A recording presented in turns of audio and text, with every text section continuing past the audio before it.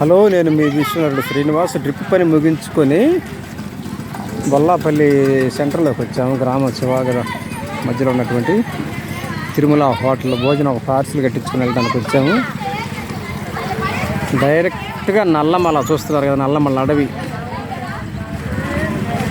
డైరెక్ట్గా నల్లమల అడవిలో ఉందన్నమాట. అడవిని ఆనుకొని ఉంది గ్రామం. ఇది ఒక హోటల్, తాజ్ భోజన హోటల్.